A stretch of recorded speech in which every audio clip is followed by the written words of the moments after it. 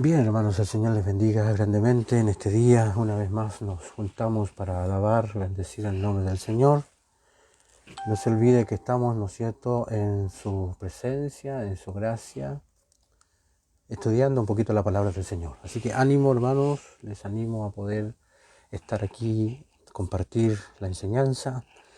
Hoy día un día más, hermanos, un día más de bendición. Yo creo que hemos sido bendecidos, tenemos nuestra vida sana. Sin embargo, hay muchos que no lo están. Gracias, Señor, porque eh, unos, unos antes, otros después, unos están bien, otros no están tan bien aparentemente, pero es así, la vida es así. Así que, hermanos, aquí estamos entonces a la luz de las Escrituras en cuadrangulares.cl y radio.cuadrangulares a través de Facebook. Yo les ruego entonces que nos ayuden a compartir. Cuando este estudio termine, va a quedar grabado ahí en el Facebook de la radio. Así que, hermanos, vamos entonces, comenzamos inmediatamente con la segunda parte de Segunda de Timoteo capítulo 1. Segunda de Timoteo capítulo 1. Estamos tratando un poquito la segunda parte. Voy a retroceder un poco de lo que vimos ayer, más que nada para repasar algunos detallitos, ¿ok? Bueno, aquí vemos entonces, hermanos, que dice: por tanto, no te avergüences de dar tu testimonio a nuestro Señor, no te avergüences de mí, su prisionero, pero acepta conmigo el sufrimiento que trae el Evangelio y hazlo en el poder de Dios, que nos salvó y que nos llamó con un llamado a la consagración. Un llamado que no tenía nada que ver con nuestros propios logros, sino que dependía únicamente en su propósito y en la gracia que nos fue dada en Cristo Jesús. Y todo esto fue planeado antes de que el mundo comenzara, pero ahora se manifiesta plenamente a través de la aparición o la manifestación, ¿cierto?, de nuestro Salvador Jesucristo, quien abolió la muerte y trajo la vida a incorrupción a la luz por medio de las buenas nuevas que Él trajo, buenas nuevas en cuyo servicio he sido designado heraldo o predicador, apóstol y maestro, ¿ok? Entonces es inevitable entonces que podamos ver y analizar esto, ¿ya? Ayer estuvimos viendo, ¿no es cierto?, que el Evangelio trae sus dificultades y para Timoteo significaba que tenía que tener lealtad a un hombre que prácticamente era considerado, ¿no?, un criminal. Así que Pablo le escribe a través de una prisión y vemos entonces que pocos pasajes, fíjate, del Nuevo Testamento tienen detrás de ello un sentido de tal pureza y de grandeza del Evangelio. Y aquí vamos a ver algunos detallitos, hermanos, que ayer lo veíamos, que él es el Evangelio, es el Evangelio de poder. Cualquier sufrimiento que implique debe ser soportado en el poder de Dios. En segundo lugar, es el Evangelio de salvación. ¿Ve? Dios es el Dios que nos salva, hermanos. ¿Ya? En tercer lugar, es el Evangelio de la consagración. También vimos eso, hermanos, que no es simplemente el rescate de las consecuencias del pecado, sino que es un llamado, hermanos, a caminar por el camino de la santidad, ¿no? Y también veíamos una cuarta cosa, es el Evangelio de la gracia también. Y no es algo que logremos, sino algo que aceptamos, ¿no es cierto?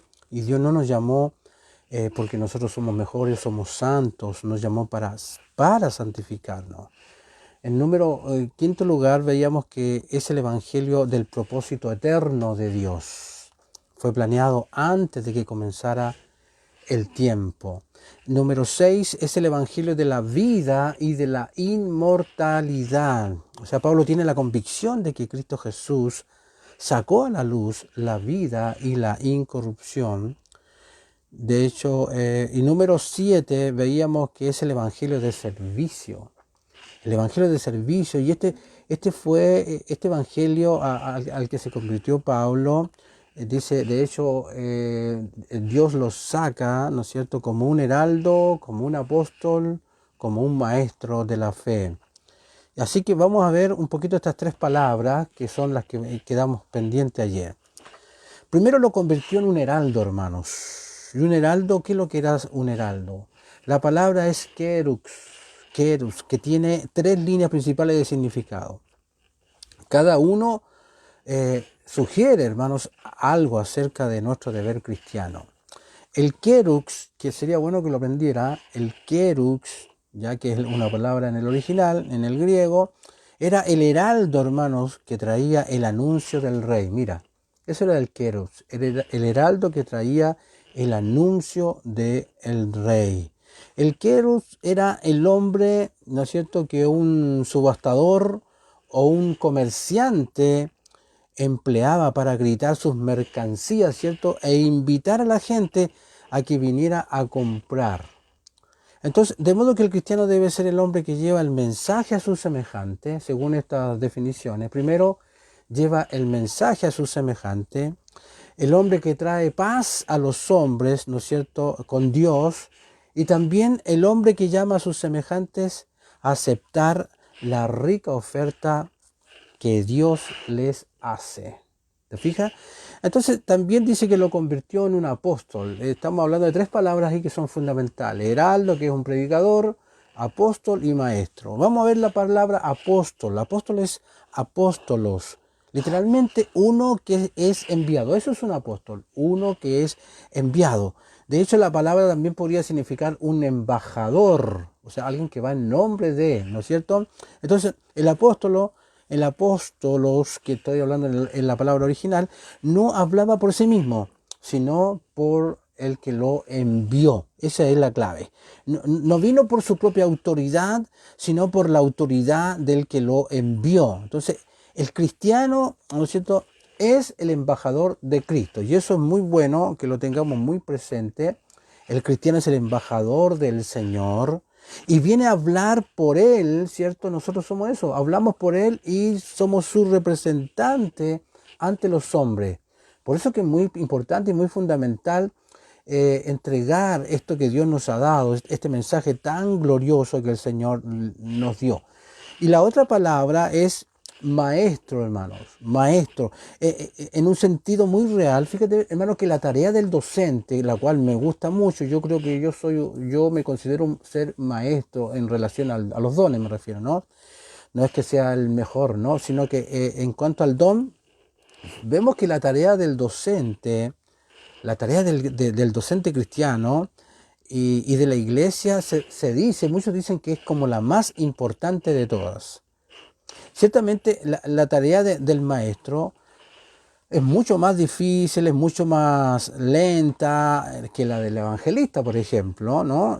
Y sin apocar la tarea del evangelista, lo que hace el maestro es apelar, hermanos, a los hombres y los confronta ¿con qué? Con el amor de Dios. Eso es lo que hace el evangelista. Entonces, y en un momento de una emoción enorme, cuando el Señor le toca, un hombre puede responder, ¿cierto?, a esa llamada, pero queda un largo camino. La pregunta es, ¿quién toma a esa gente, ¿no es cierto?, que le queda un buen poco para seguir avanzando, un largo camino que recorrer, ¿no es cierto? Este hombre debe aprender, hermanos, el significado de lo que significa ser un creyente. Debe aprender la disciplina, hermanos, de la vida cristiana. ¿Quién se le enseña? Nosotros, los maestros, debiéramos hacer esa pega, ¿no es cierto? Y de hecho, hermanos, se han puesto los cimientos, ¿cierto? Se han convertido, han conocido la base del Evangelio, que Cristo murió, fue sepultado, resucitó y viene por nosotros. Esos son los cimientos básicos, pero el edificio aún no se ha levantado. Por eso es que es tan importante la enseñanza, hermanos. Y por eso es que yo estoy luchando con esto y estos días, yo hago todos los días esto, ¿para qué? Para que usted comprenda y entienda que la tarea de educar es la más fundamental y sin menospreciar a los otros, pero es una de las más importantes, hermanos.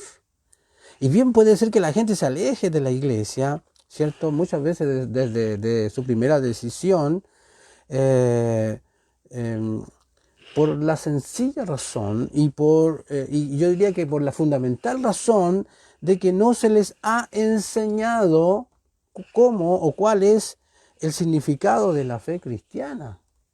Claro, por eso que, hermanos, cuando alguien se gana un bebé, es como tener un bebé, tiene que tomarlo en brazos, darle comida, darle lechecita, qué sé yo, no dejarlo tirado, porque si lo deja tirado lo más probable es que se pierda. Y eso me ha pasado varias veces, pero a veces ha sido difícil poder seguir insistiendo, ¿no? Pero generalmente se pierden, hermanos, cuando no son educados en la palabra del Señor. Entonces, heraldo, predicador, embajador, maestro, ya este era la triple función del cristiano, ¿no es cierto?, que iba a servir a su Señor y que iba a servir a su iglesia. Entonces, hermanos, también vemos que es el Evangelio, no solamente veíamos varias cosas de lo que era el Evangelio, es el Evangelio de Cristo Jesús. Y vemos, hermanos, que se mostró por completo a través de su apariencia, o sea, de su aparición, podríamos decir, ¿no? La palabra que Pablo usa aquí para la aparición, ¿no es cierto?, de Cristo, o la revelación de Cristo, ¿no es cierto?, tiene una gran historia. Aquí estamos hablando de una palabra que también es muy interesante y suena bastante, nosotros la conocemos, es epifanea o epifaneia, que en este caso es una palabra de que los judíos usaron repetidamente para referirse a las grandes manifestaciones salvadoras de Dios en los terribles días de las luchas macabeas, ¿ya? Fíjate que cuando los enemigos de Israel buscaban deliberadamente eliminarlos, aparecía esto, las epifanías, ¿ya? Entonces, en los días de Onías, el sumo sacerdote, ya estamos hablando de aquella época de los macabeos, vino un tal Heliodoro para saquear el tesoro del templo en Jerusalén, y ni las oraciones ni la súplica le impedían llevar a cabo este sacrilegio. Y fíjate lo que dice la historia, porque esto es un asunto de historia. Cuando Heliodoro estaba a punto de poner las manos en el tesoro, dice, ¿no es cierto?, que el Señor de los Espíritus y el Príncipe del Poder causaron una gran epifanía. En el castellano, ¿no? Una epifanía. Porque se les apareció, dice, un caballo con un terrible jinete sobre él, y corrió ferozmente y golpeó a Heliodoro con sus patas delanteras. Y Heliodoro cayó repentinamente al suelo y fue rodeado por una gran oscuridad. Eso aparece, ¿sabe dónde? En Segunda de Macabeos, capítulo 3, versos de 24 al 30. Usted sabe que Macabeos es uno de los libros no inspirados, ¿no es cierto?, de los libros apócrifos. Pero ahí aparece. Acuérdese que estos libros también son considerados históricamente interesantes y importantes, ¿no? Ahora, es posible que nunca sepamos qué fue lo que sucedió exactamente, ¿ya? Pero en la hora de la necesidad de Israel vino esta tremenda epifanía, ¿no es cierto?, que Dios se mostraba ahí y libraba a su pueblo, ¿no es cierto? Entonces, de hecho, cuando Judas Macabeo y su pequeño ejército se enfrentaron al poder de Nicanor, fíjate cómo oraron ellos, según la historia, dice que oraron de esta manera, dice, oh Señor, quien enviaste a tu ángel en tiempo de Ezequías, rey de Judea, le recuerda esa historia, y mataste en el ejército de Sennacherib 185,000. Por lo cual ahora también, oh Señor de los cielos, ellos pedían, envía el ángel bueno delante de nosotros para que les atemorice, para que los aterrorice. Y por el poder de tu brazo, que sean golpeados por el terror los que vienen contra tu pueblo santo para blasfemar. Mira cómo oraban. Y ocurre algo bien interesante, ¿eh? Y luego continúa la historia cuando dice que entonces Nicanor y los que estaban con él se adelantaron con trompetas y cánticos, pero Judas y su compañía encontraron al enemigo, mire cómo lo hicieron, con invocación y oración, de modo que peleando con las manos, ¿cierto?, y orando a Dios en el corazón, dice que mataron no menos de 35,000 hombres, porque a través de la epifanía, ya según esta palabra, la epifanía de Dios, fueron exactamente, en este caso muy alentados, fueron muy levantados, alentados. Y una vez más, ¿cierto? No sabemos exactamente qué sucedió, pero Dios hizo una gran obra salvadora, en este caso una salvadora aparición, podríamos decir, para su pueblo, ¿cierto? Y denota una intervención salvadora del Señor. Entonces, para el griego, en este caso para el hombre griego, o para la cultura griega, esta es una palabra igualmente grandiosa.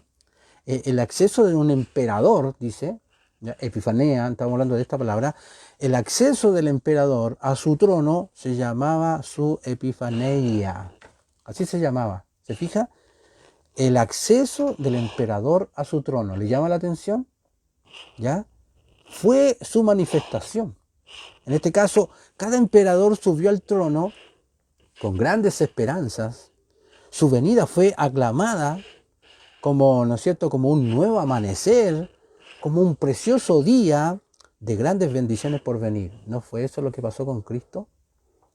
¿Cierto? La aparición, cuando ahí Pablo lo menciona, ¿no es cierto?, de que Cristo, ¿no es cierto?, cuando Él se revela y se muestra, ¿no es cierto? Entonces vemos que el Evangelio se mostró en su totalidad, ya con la epifanía de Jesús. ¿Te fijas?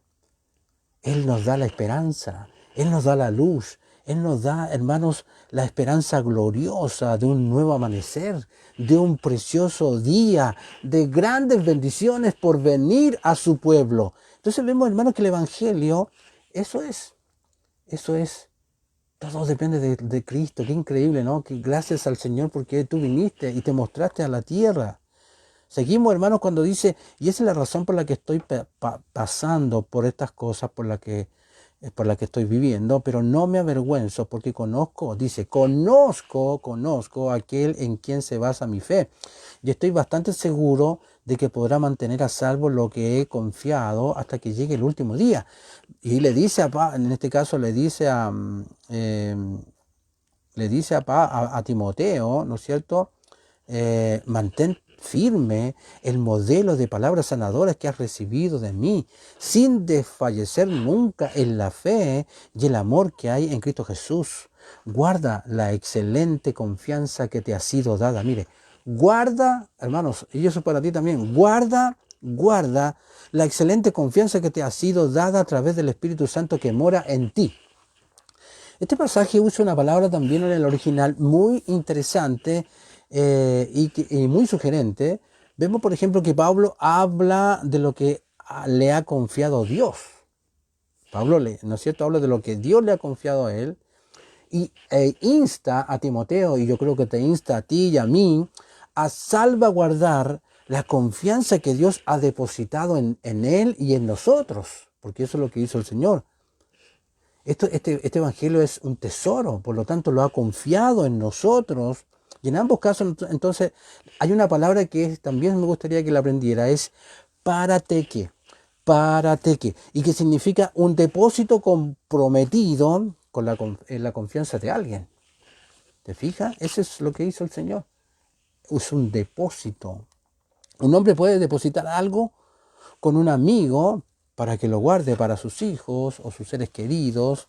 Podría depositar sus objetos de valor en un templo, ¿cierto?, para su custodia, porque los templos antiguamente eran las orillas del mundo antiguo. En este caso ahí a veces pasaba eso. Y en cada caso, ¿no es cierto?, la cosa depositada que tenía tanto valor era un parateque. ¿Entiendes lo que digo? Entonces en el mundo antiguo no existía un deber más sagrado, era un deber muy sagrado como el hecho de recibir un forastero. Son cuestiones muy pegadas en la cultura de ellos. En este caso, en el mundo antiguo no existía ese deber más sagrado que la salvaguarda de tal depósito y su devolución cuando a su debido tiempo fuese reclamado. Ya habla una historia, por ejemplo, hay una historia griega que contaba cuán sagrado era ese encargo. De hecho, dice que los espartanos, fíjate, eran famosos por su estricto honor y honestidad, los espartanos, y cierto hombre de Mileto llegó a cierto Glauco de Esparta y dijo que había escuchado informes tan buenos sobre la honestidad de los espartanos que había convertido, ¿no es cierto?, la mitad de sus posesiones en dinero y deseaba depositar todo ese dinero bajo su custodia, hasta que él y sus herederos lo reclamaran nuevamente. Así que se dieron y se recibieron ciertos símbolos que identificarían, ¿no es cierto?, al legítimo reclamante cuando debería hacer su reclamo.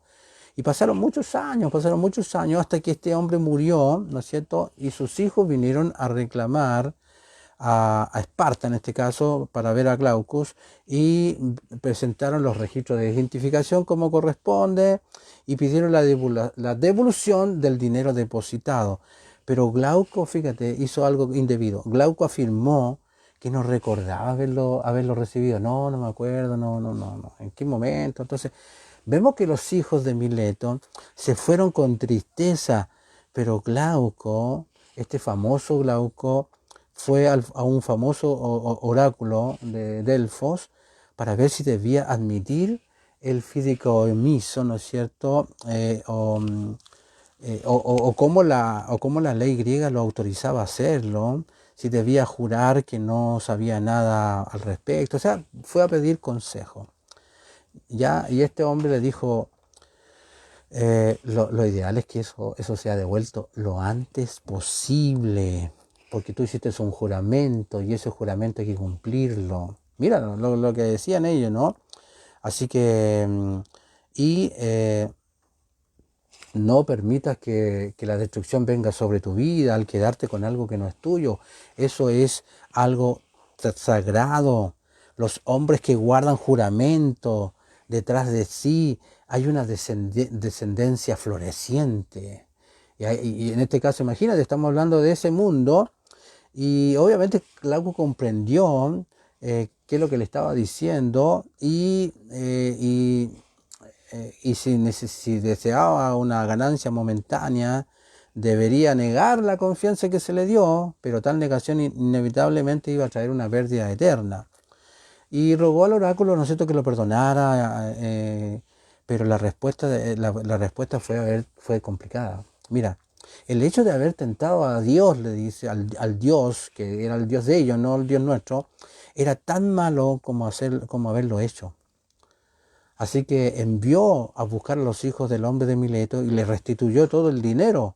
Pero también sigue el historiador Heródoto, sigue diciendo que Glauco en ese momento se dio cuenta, o posteriormente se dio cuenta, que ya no tenía ni un descendiente y que no había ninguna familia conocida de él y que se le había quitado toda raíz y toda rama de Esparta. O sea, por lo tanto, es algo bueno cuando se ha dejado una prenda con uno tiene que responder. Esa era la mentalidad de ellos. Ni siquiera en el pensamiento de dudar de restaurarlo, para nada. Para los griegos, un parateque, lo que estoy tratando de decir de esta palabra, un parateque, un fideicomiso, en este caso un encargo, un depósito, era completamente sagrado. ¿Usted cree que para nosotros no es así? El hecho de que Dios te haya llamado, el hecho de que Dios haya entrado a tu vida, el hecho de que Dios te haya llamado y te haya designado o te haya otorgado dones, ¿para qué cree usted que es? Es para entregarlo, para llevarlo a cabo. Es absolutamente sagrado también. Entonces Pablo dice que ha hecho su depósito ante Dios y quiere decir que le ha confiado tanto su trabajo como su vida. Y podría parecer que lo habían cortado así como a la mitad de su carrera y que terminaría quizás como un criminal en una cárcel romana, ¿ya? Y parece que fuera toda la ruina de su trabajo. Pero él sembró la semilla en mucha gente y predicó su evangelio y el resultado obviamente lo dejó en las manos del Señor. ¿Te fijas? Entonces Pablo había confiado su vida, hermanos, había confiado su vida a Dios y estaba seguro de que en la vida y en la muerte él estaba a salvo, hermano, porque estaba, ¿no es cierto? Porque estaba, ¿por qué cree usted que estaba tan seguro? Porque sabía en quién había creído, ¿ya? Y no solamente hablamos de un conocimiento intelectual. Dice Pablo, yo sé en quién he creído, sino que, hermanos, era un conocimiento personal. Él había tenido un encuentro personal con el Señor tan grande y conocía a Dios de una manera íntima. Yo creo que eso ha pasado con usted, ¿o no? Si eso ha pasado con usted, usted ha tenido un encuentro personal con el Señor, ¿no es cierto? ¿Ya? Y por lo tanto, hermanos, conocemos el amor de Dios, conocemos su poder, ¿no es cierto? Entonces, y para Pablo, entonces, ¿qué es lo que era? Era inconcebible que su Dios le fallara. Y sabemos que Dios no falla. Entonces, si hemos trabajado con honestidad y hemos hecho lo mejor que hemos podido, podemos dejar el resultado en las manos de Dios, ¿no es cierto? Por muy escaso que a lo mejor haya sido nuestro trabajo. Así que, hermanos, damos gracias a Dios porque en este mundo y en el otro estamos absolutamente seguros que nada nos puede separar del amor de Jesús. Así que, pero también hay otro aspecto aquí en esto del asunto de la confianza. Aquí hay otro parateque, que es la palabra que estamos viendo. Hay otro parateque aquí. Pablo insta a Timoteo, o sea, no solamente era lo que Pablo le estaba diciendo, usted ha depositado esa confianza en mí, ese es un parateque, ¿no? Por lo tanto, yo lo guardo, lo salvaguardo y lo entrego. Pero fíjate lo que hace con Timoteo. Pablo insta a Timoteo a hacer lo mismo, a salvaguardar, a mantener intacta la confianza que Dios ha depositado en él. Entonces, no solo ponemos nuestra confianza en Dios, ¿ya? Porque Él también confía en nosotros. Entonces, la idea de la dependencia de Dios, de los hombres, nunca, hermano, está lejos del pensamiento del Nuevo Testamento. Cuando Dios quiere que se haga algo, ¿qué es lo que hace el Señor? Tiene que encontrar a un hombre que lo haga, ¿no es cierto? Si quiere que se enseñe a un niño, busca a una mujer que tiene un llamado para el pequeño, sí, que se le traiga el mensaje, y trae, si hay una persona con necesidad, va y le busca un predicador, alguien que le enseñe de su amor, ¿no es cierto? O si necesita el Señor que busquemos a un vagabundo, o si tenemos que consolar a algún afligido, ¿no es cierto? O si tenemos que sanar a algún enfermo, si Él tiene que sanar a algún enfermo, nos usa a nosotros y busca y encuentra un instrumento, hermanos, para hacer su trabajo. ¿Te fijas cómo lo hizo con Pablo, lo hizo con Timoteo y ahora lo hace contigo? ¿Te fijas el detalle? Entonces la confianza que Dios había depositado particularmente en Timoteo era la supervisión y la edificación de la iglesia. Si cada uno tiene su tarea, es como la visión que Dios nos da, ¿no? Entonces, si Timoteo quería realmente descargar esa confianza, tenía que hacer ciertas cosas. Mire, tuvo que aferrarse al patrón de las palabras sanadoras. Es decir, tenía que asegurarse de que la fe cristiana se mantuviera con toda la pureza posible. Y que no permitiera, si esta es la tarea de de Timoteo, que no permitiera, hermanos, que ninguna idea falsa y engañosa entrara a la iglesia. Y también nosotros tenemos que hacer lo mismo, ¿no es cierto? Entonces, y eso no quiere decir, ¿no es cierto? Yo creo que en ese sentido, hermanos, tenemos que ponernos en el lugar ahí también y ver cómo estamos haciendo esto. Entonces, hermanos, nunca debe desfallecer en la fe. Esa era otra cosa que le decía Pablo a Timoteo. Nunca debe desfallecer en la fe. Y aquí vemos que la fe tiene dos ideas en su corazón. Tiene la idea de fidelidad, ¿cierto? O sea, en este caso él debía ser siempre fiel y a Jesucristo, y nunca debía avergonzarse de mostrar de quién es y a quién sirve. En este caso, que no tuviera vergüenza de Cristo. Y la fidelidad es la virtud más antigua y esencial del mundo. Pero la fe también tiene en sí la idea de esperanza, no solo de fidelidad a una persona, sino que también de esperanza. El cristiano nunca debe perder su confianza en Dios y nunca debe desesperarse, ¿no es cierto?, por las situaciones, las circunstancias que tenemos que vivir. Tenemos que mantenernos firmes allí. Entonces, hermano, no debe haber pesimismo en nosotros, ni para él, ni para el mundo, ¿no es cierto?, en el corazón del creyente. Tampoco nunca debe a despegarse o aflojarse en el amor.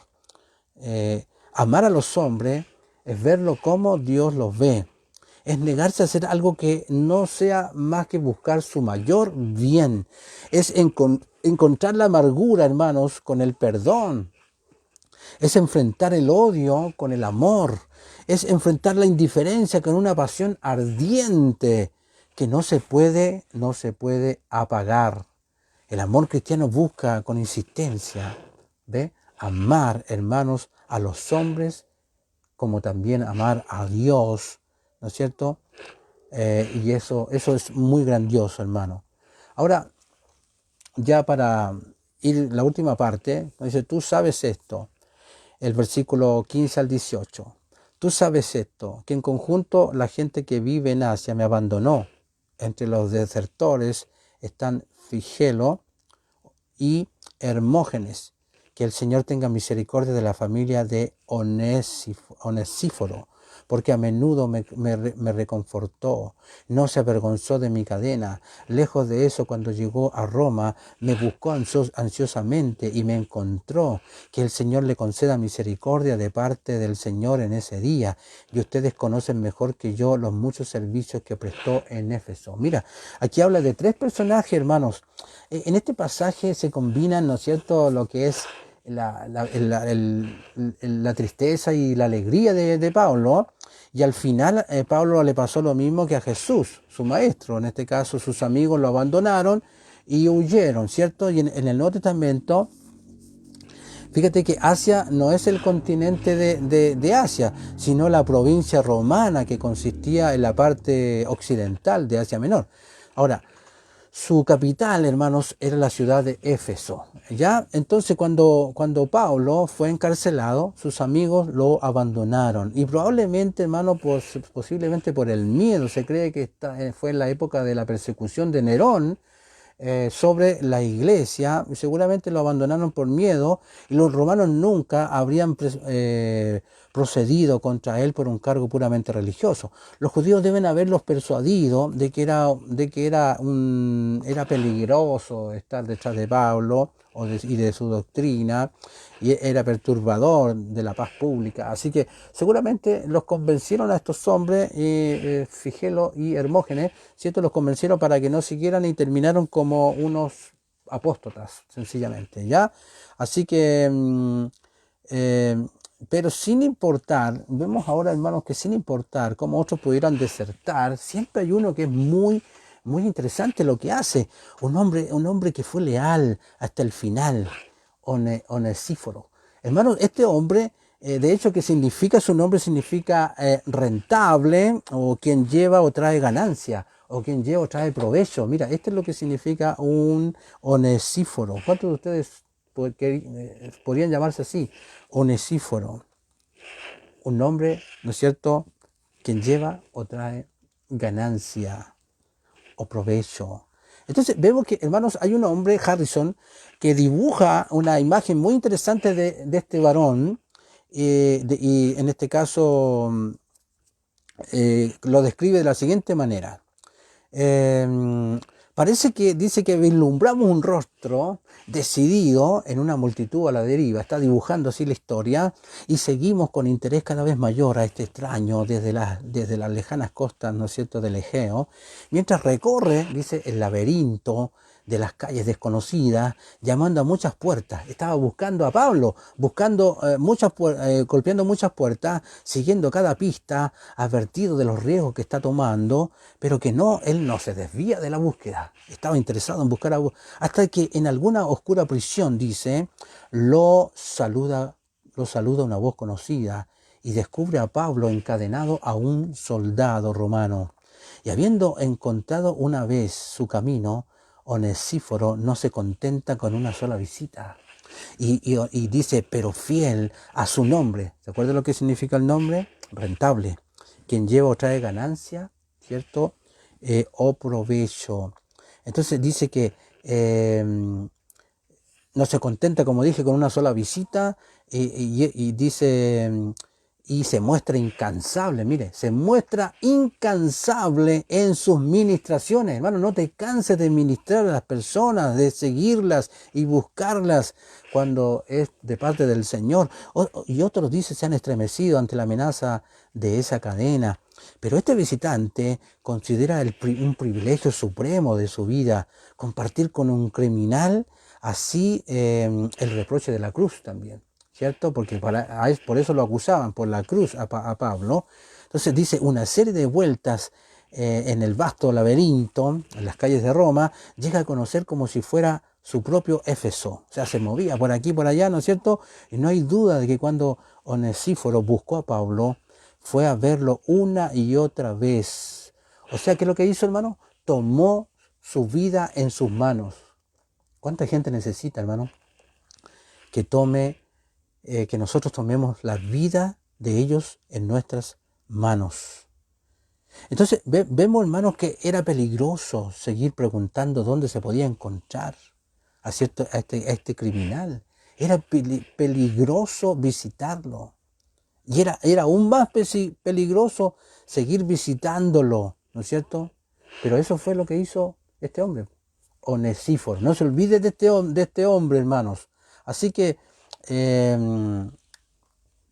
y bueno, y una y otra vez la Biblia nos golpea cara a cara con una pregunta que es real para cada uno de nosotros, ¿no es cierto? Una y otra vez introduce y despide a un hombre del escenario de la historia con una sola frase.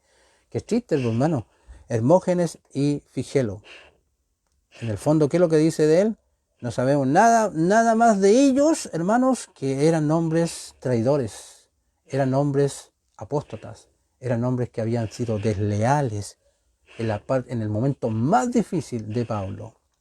Sin embargo, Onesíforo, no sabemos mucho de él, excepto que fue leal a Pablo.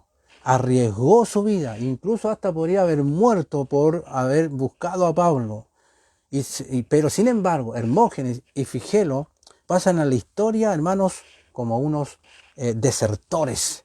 Pero en cambio Onesíforo pasa a la historia como el amigo más cercano, ¿no es cierto? ¿No es cierto? Que un hermano podría describir. Entonces, ¿cuál sería nuestra posición? ¿Sería el veredicto sobre un traidor o el veredicto sobre un discípulo que fue tremendo y que fue veraz? ¿Con cuáles nos identificamos? Esa es la pregunta.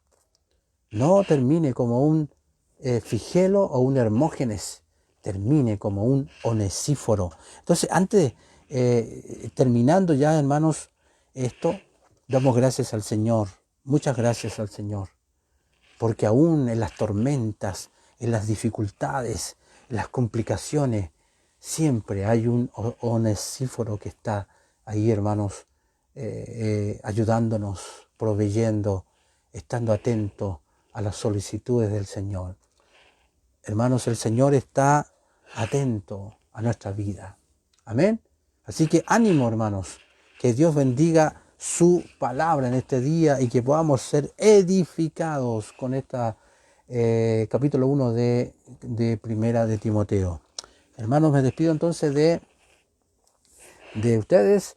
El Señor les bendiga. Nos encontramos ya el día lunes para bendecir sus vidas con una enseñanza más, ya entrando entonces al capítulo 2 de Segunda de Timoteo. Amén. Bendiciones, hermanos.